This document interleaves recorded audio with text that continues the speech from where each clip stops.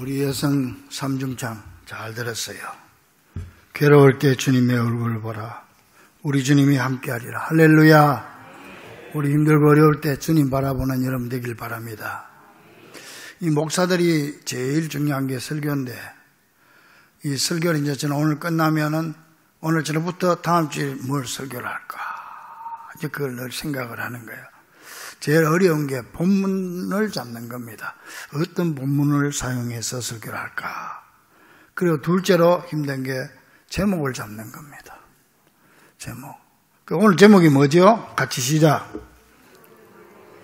뭐라고? 사실은 이걸 처음에는 내가 그 애비의 그 아들 그렇게 하려고. 그게 더 좋겠다. 그 애비의 그 아들이다. 그랬는데 만약에 그러면은 우리 남자 성도들이 데모를 할 것 같아가지고 부드럽게 바꾼 겁니다. 그 부모의 그 자식. 여러분 벌써 제목 들어보니까 오늘 설교가 대충 어떻겠다 이렇게 알 수 있지요. 그래서 그렇게 제목을 잡는 게 힘든 거예요. 1984년 미국에서 있었던 일입니다. 라이언 화이트라고 하는 13살짜리 소년이 있었는데 이 손이 혈우병이 걸려가지고 병원에서 치료를 받는데 이 의사들의 실수로 이 수혈을 하는데 에이즈 환자의 피를 수혈을 한 거예요. 그러니까 얘가 그냥 에이즈가 걸려버린 거예요. 13살짜리. 그래가지고 앞으로 얘는 6개월밖에 못 산다고 하는 시한부 사형 선고를 받은 거예요. 뭐 난리가 났죠. 가족들하고 13살짜리가 의사들의 실수로. 그런데요, 이 아이는 꼼짝 안 하는 거예요. 불평도 안 하고 원망도 안 하고 오히려 더 밝게 생활하면서 부모도 원망 안 하고 의사도 원망 안 하고 6개월밖에 남지 않은 그 인생을 이 어린 것이 어떻게 살까 생각하다가 내가 6개월 동안 사는 동안에 에이즈 퇴치 운동을 해야 되겠다, 이런 생각을 한 거예요. 그러니까 여러분들 애들 어리다고 함부로 대하면 안 돼요. 그것들도 다 생각이 있어요. 생각이 있어.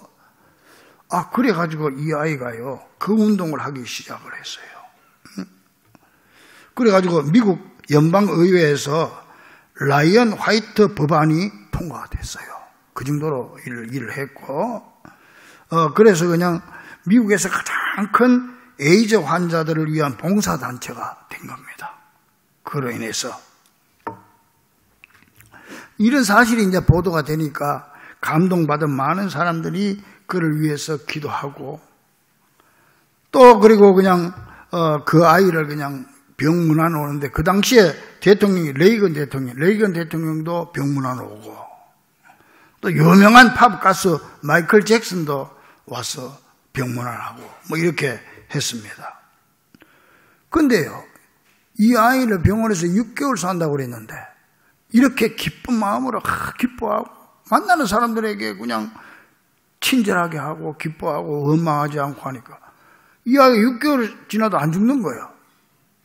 그래가 이 아이가 5년을 더 살다가 18살에 세상을 떠나게 됩니다. 근데 중요한 건 뭐냐면 이 아이가 이제 마지막 숨 넘어가기 전이에요. 아버지가 아들의 손을 잡고요, 아들아, 미안하다. 내가 너한테 해줄 수 있는 게 아무것도 없구나. 이 아빠를 용서해라. 그랬더니 이때 아들이 뭐라고 대답하는지 아세요? 아버지 손을 잡고, 아버지, 아빠 아니에요. 전 여기 병원에 있으면서 많은 사람들로부터 선물을 받았지만 아무도 아빠가 준 선물 같은 선물을 준 사람은 없어요. 아빠는 내게 천국 열쇠를 주었잖아요. 교회에 나가서 예수를 믿게 해줬고 천국을 주었잖아요. 이보다 더 큰 선물이 어디 있겠어요. 그리고 눈을 감았습니다. 여러분, 오늘 우리네 가정을 돌아보는 가정주의를 지키면서 사랑하는 가족과 함께, 또 아니면 아직 교회에 나오지 않았지만 가족들을 내 품에, 가슴에 품고 이 자리에서 예배를 드리고 있는데, 자, 그렇다면 우리가 내 사랑하는 가족들에게 줄 수 있는 가장 귀하고 큰 선물이 뭐겠습니까? 우리 오늘 이거 한번 생각해 보자고요. 공부 많이 시키는 겁니까? 돈 많이 물려주는 겁니까? 응? 어떤 선물을 주는 게 내 사랑하는 자녀들에게 가장 큰 선물이 되겠습니까? 윌리엄 F. 오그번이라고 하는 교수가 쓴 책이 있습니다. Recent Social Trends. 우리말로 하면은 최근의 사회 동향이다. 뭐 이런 책이에요. 지금 현재 사회가 어떻게 돌아간다. 이 책을 보면은요, 현대 가정은 본래의 기능을 상실했다. 이렇게 얘기하면서 가정의 본래 기능이 뭐냐? 4가지로 봤습니다. 이 사람은. 4가지인데 첫째 뭐냐? 여러분들 또 가정에 이 기능이 있는지 한번 생각해 봐요. 첫째가 경제적 기능이라는 거예요. 같이 먹고 살아야 되니까 경제가 있어야 되잖아요. 그 둘째로 교육적 기능이다. 가정에서 모든 걸 배우잖아요. 그래서 가정은 최초의 학교이고 부모는 최초의 스승인 것입니다. 셋째가 무슨 기능이에요? 종교적 기능이다. 종교적. 이 종교를 통해서 가치관을 배우고 믿음을 배우고 경건한 생활을 배웁니다. 이 사람은 육체와 영혼으로 되기 때문에 세상의 교육은 육체를 성장시키고 정신을 성장시키지만 내 영혼은 종교를 통해서 성숙시키는 거예요. 그런데 이게 없으면 그 껍데기는 멀쩡한데 속이 텅 비어 있는 인간이 되는 거라. 그래서 종교적 기능이 있다. 마지막 넷째로 오락적인 기능이 있다는 거죠. 가정에서 행복과 즐거움을 누려야 되는 거예요.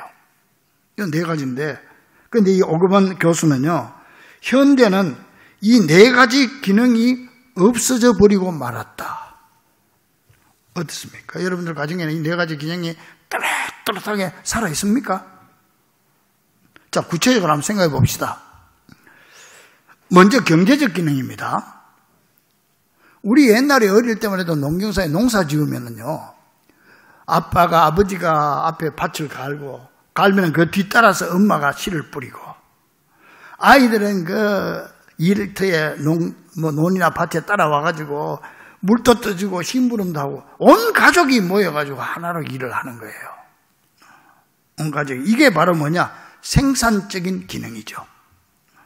그런데 이 생산적인 기능을 지금은 공장과 사무실에 다 빼앗겨 버렸다는 거예요.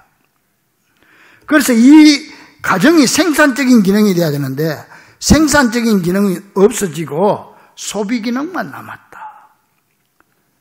그래가지고 어떻게 하든지 그저 어떻게 쓸까? 어떻게 하면 더 쓸까?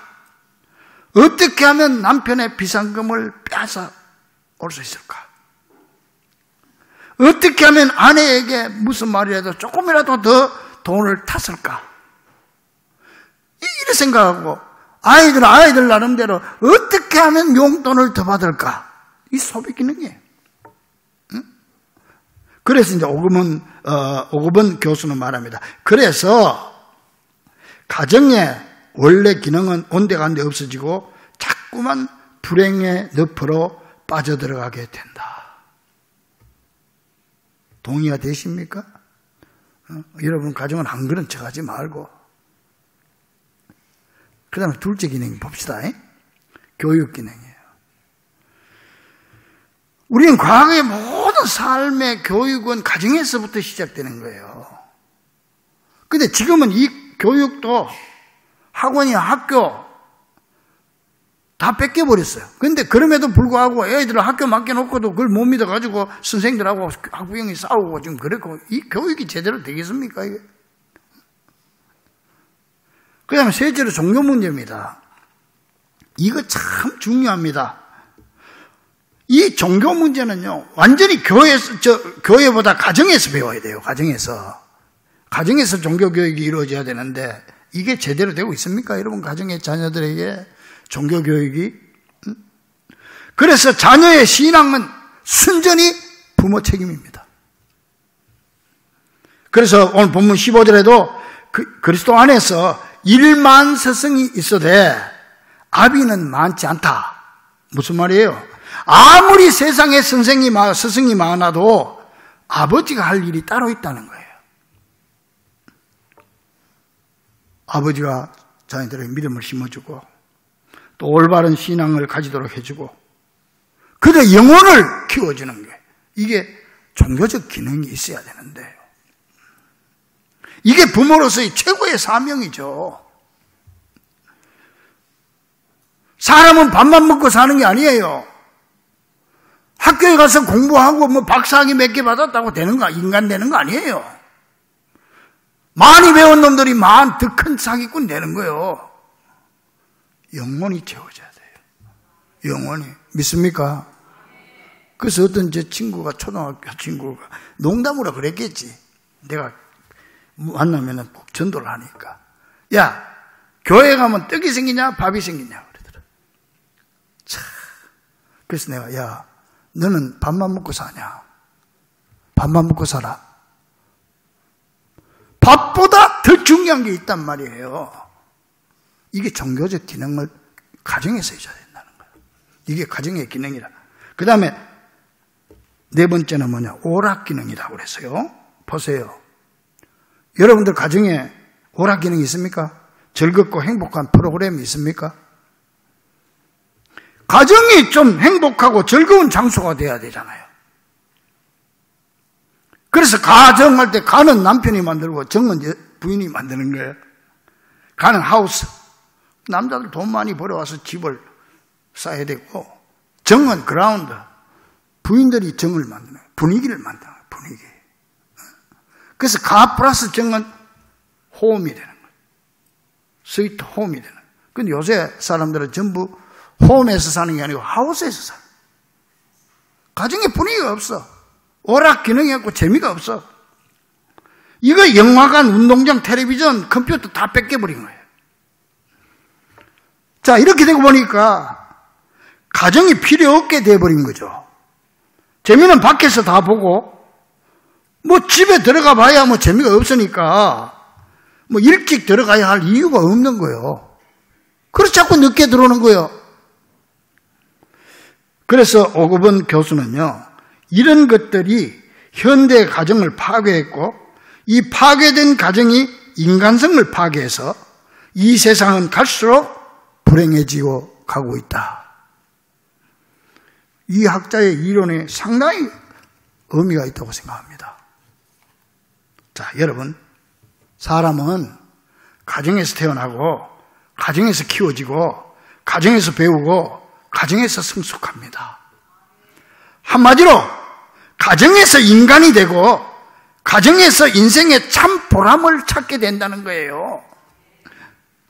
세상에 나가서 참 인생의 보람이 있는 것 같아도 아닙니다. 여러분, 행복이 뭡니까?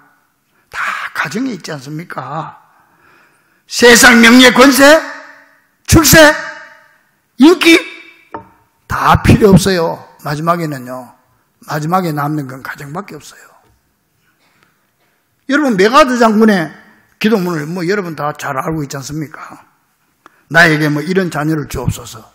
그럼 뭐 이런 자녀가 되기를 원합니다. 쭉 나오다가 마지막 부분에 이런 말이 나와요. 그리하여 나 아버지는 어느 날 내 인생을 헛되이 살지 않았노라고 고백할 수 있게 해 주옵소서. 메가드는 세계적인 장군 아닙니까? 나라를 위해, 세계를 위해서 큰 일을 했잖아요. 엄청난 일을 했잖아요. 아무리 그래도요, 마지막에 남는 보람은 가정밖에 없다는 거예요. 마지막에 나는 정말 어느 날 내 인생을 헛되이 살지 않았다. 뭐 가정에 대해서, 자녀 교육에 대해서. 마지막에 가정밖에 없고 가정에만 마지막 인생의 보람을 찾기 원해서 메가드는 마지막 부분에 가정에서 인정받기를 원했던 겁니다. 자, 보세요. 우리는 육체적으로 부모로부터 태어나고 정신적으로 부모로부터 배웁니다. 특별히 영적으로 아버지의 말씀과 어머니 사랑 속에서 자라서 한 인간이 되는 거예요. 그래서 본문에서 바울은 말합니다. 그리스도 예수 안에서 내가 복음으로서 너희를 낳았음이니라. 바울은 혼자 산 사람이에요. 근데 낳았다는 말이 무슨 복음으로 낳았다는 거예요. 근데 이거 낳았다는 말이 참 재밌어요. 낳았다는 말은 헬라 원어로 보면 에겐네사라고 하는 이 말은요, 출생했다는 얘기예요. 나왔다, 출생했다. 우리말은 어머니가 낳아도 낳은 거고 아버지가 낳은 것도 낳은 거죠. 그래서 아버지도 내가 너를 낳았다 그러고 어머니도 내가 너를 낳았다 그러잖아요. 근데 영어를 보면 좀 달라요. 영어를 보면은 어머니가 낳는 거는 본이에요. 본 낳았다. 근데 아버지가 낳는 거는 본이 아니고 비겟이에요. 무슨 말이냐면은 오늘 본문에서 바울이 내가 너를 낳았다는 거는 본이 아니고 비겟이에요. 아버지가 나를 낳은 거예요. 그러니까 어머니가 낳는 것 같은 그런 출생이 아니고 아버지가 나에게 생명을 물려줬다 했다. 비겟, 생명을 주었다는 거예요. 오늘 본문에서 바울이 내가 너를 낳았다고 하는 건 그 낳음을 얘기하는 거예요. 그래서 그 다음 말씀 보니까 16절에 그러므로 너희는 나를 본받는 자가 되라. 무슨 말입니까? 쉽게 말하면 그 아버지의 그 아들이 되라. 그 부모의 그 자식이 되라. 믿습니까? 그 말이에요. 자, 그렇다면 여기서 중요한 것은 이제 심각하지요. 이 땅의 부모들이 나는 과연 내 자식들이 본받을 만한 부모가 되어 있느냐? 나는 내 자식들 보고 너 나를 본받아. 그래 말할 수 있느냐 하는 겁니다. 기독교 교육학자인 데이비드 스튜어드라고 하는 분이요, 이런 말을 했어요. 교사로서의 부모라고 하는 논문 속에서 중요한 교훈을 하는데 이렇게 말합니다. 부모는 끊임없이 부모화함으로써 자녀를 가르칠 수 있다. 잘 들었어요. 그냥 낳아서 밥 먹이는 부모가 아니고 부모는 부모화가 돼야 된다. 부모화. 정말 부모답게 변해야 된다. 부모가 부모화가 될 때 자녀를 바로 가르칠 수 있다. 그러니까 부모만 제대로 되면 자녀는 저절로 된다는 얘기예요. 즉 그 부모의 그 자식이란 말이죠. 여러분, 인류 역사상 최고로 참 기억할 사건, 최악의 사건이 히틀러가 유대인들 600만 죽인 사건 아닙니까? 어떻게 그럴 수가 있어, 인간이. 근데 왜 그런 일이 생긴지 압니까? 심리학적으로 분석을 해보면요. 심리학자들의 분석에 의하면 이 히틀러 아버지가 행상을 했대요. 행상하다 보니까 뭐 여기저기 장사하다 보니까 일주일도 있다고 오고 한 달도 있다고 오고 두 달도 있다고 오잖아요. 그러니까 히틀러 어머니가 그 외로움에 견디지 못해서 유대인 남자하고 불륜관계를 맺는 거예요. 근데 어느 날 히틀러가 집에 가보니까 엄마가 유대인 남자를 집에까지 데리고 와서 불륜관계를 하는 거예요. 이걸 보게 된 거예요. 엄마한테 매달려가지고 엄마 제발 이러지 마. 이러면 안 돼도 엄마는 그걸 못 끊는 거야. 그때 히틀러 마음속에 저 유대인들은 다 죽여야 된다. 저 나쁜 놈들이야. 그 마음이 싹이 터가지고 나중에 권력을 쥐게 되고 그럴 만한 능력이 되니까 유대인들을 죽이는 거예요. 얼마나 무서운 사건입니까? 자녀들이 어렸을 때 부모로부터 받는 충격이 얼마나 큰 것입니까? 요즘 엄마들 말이지 전부 자식들을 마마보이 만들어가지고 말이지 결혼하고 나서도 엄마한테 전화해가지고 홍근사한테 전화했어. 엄마 나 매 맞았어. 그래. 암에 나오잖아 지금. 암에 나오잖아요. 여러분 그러지 않아야 된다는 아멘이거든 이거는. 요새 애들 다 그래요. 근데 우리 정은이는 보니까 뭐 그럴 폭력을 쓸 사람 아닌 것 같은데 왜 내 아들들을 이 모양으로 만들었습니까? 이게 누구 작품이요? 따라합니다. 다 부모의 작품입니다. 여러분, 깊이 생각해야 됩니다. 말로 가르치는 것은요, 지식에 불과해요. 중요한 것은 본을 보이는 겁니다. 믿음과 존경으로 본을 보이는 거예요. 그러면 저절로 따라 배우게 돼요. 말로 가르친다고 되는 거 아니에요. 저절로 따라오도록 본을 보여야 돼요. 이걸 갖다가 교육학에서 무의식의 교육이라고 합니다. 이게 무의식의 교육, 무의식적으로 따라 배우게 되는 게 이게 가장 무서운 교육이고 가장 확실한 교육이에요. 그래서 우리는 자식들에게 부부간에 행복하게 사는 모습을 엄마 아빠들이 보여줘야 돼요. 이게 무의식의 교육이거든요. 그래서 일부러라도 애들 보는 앞에서 출근할 때 부부간에 나와가지고 허그하고 한번 끌어안아주고 뽀뽀도 한번 하고 그래야 돼요. 응? 아멘 나오지 않습니까 지금? 여러분도 다 마음속으로 아멘 했을 줄 압니다. 오늘부터 내일부터 당장 그러세요 집사님. 내일부터 당장 애들 보는 데서 일부러라도 그래야 돼. 그러면요 애들이요 엄마 아빠 저렇게 행복하게 사는 모습을 보고 나도 빨리 행복하고 싶어가지고 대학 졸업하기 무섭게 시집가고 장가간다. 아니면 참 그 꼴 보기 싫어서라도 빨리 갈 거예요.